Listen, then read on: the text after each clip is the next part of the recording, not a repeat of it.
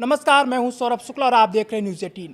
इस वक्त की सबसे बड़ी और भयावह खबर मिडिल ईस्ट से है, जिसने पूरी दुनिया की सांसें थाम दी हैं। सुप्रीम लीडर आयतुल्लाह खमेनेई की मौत के बाद ईरान अब तक के सबसे हिंसक और घातक अवतार में नजर आ रहा है।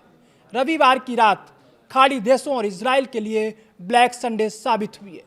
ईरान ने अपनी सैन्य शक्ति का अब तक का सबसे भीषण प्रदर्शन करते हुए इजराइल समेत कई खाड़ी देशों पर मिसाइलों की बारिश कर दी है।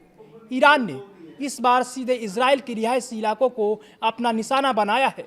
एक साथ 37 मिसाइलें दागी हैं, जिनमें से एक मिसाइल इजराइल के 20 सेमेस शहर की एक बहुमंजिला इमारत पर काल बनकर गिरी, जिसमें अब तक 10 इजरायली नागरिकों की मौत की पुष्टि हो चुकी है और 50 से ज़्यादा लोग अस्पतालों में जिंदगी और मौत की जंग लड़ रहे हैं और मलबे के नीचे अभी भी कई जिंदगियां दबी हो सकती हैं, जिससे मौतों का आंकड़ा बढ़ने की आशंका है। इस हमले ने इजराइल के अजय माने जाने वाले सुरक्षा कवच आयरन डोम पर भी सवालिया निशान लगा दिए हैं। आईडीएफ अब इस बात की ही हाई लेवल जांच कर रहा है कि दुनिया का सबसे उन्नत एयर डिफेंस सिस्टम आखिर इन ईरानी मिसाइलों को इंटरसेप्ट करने में कैसे चूक गया। क्या ईरान के पास अब ऐसी तकनीक है जो इजरायली रडार को चकमा दे सकती है? ईरान की यह आग सिर्फ इजराइल तक सीमित नहीं रही। कल रात दुबई, अबू धाबी, दोहा और मनामा के आसमान से भी धमाकों की गूंज सुनाई दी। खाड़ी देशों में दहशत का माहौल है और ऐसा लग रहा है मानो ईरान ने पूरे क्षेत्र को युद्ध की भीषण आग में झोंक दिया है। इस हमले के बाद इजराइल के पूर्व प्रधानमंत्री नफ्ताली बेनेट का गुस्सा सातवें आसमान पर है।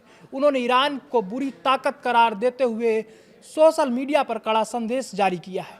बेनेट ने साफ लहजे में चेतावनी दी और कहा, मैं अपने दुश्मनों का पीछा करूंगा, उन्हें पकड़ लूंगा और जब तक उन्हें पूरी तरह नष्ट नहीं कर देता तब तक मैं वापस नहीं लौटूंगा। इजरायली विदेश मंत्रालय ने अंतर्राष्ट्रीय बिरादरी के सामने ईरान की इस कसाईपन को रखा है।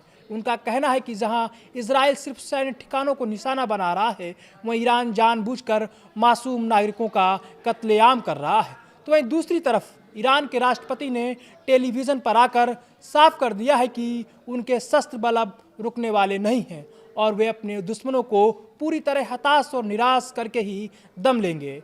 साफ है कि मिडिल ईस्ट अब उस मोड़ पर खड़ा है जहां से वापसी का रास्ता सिर्फ तबाही की ओर जाता है। क्या यह हमला तीसरे विश्व युद्ध की आठ है?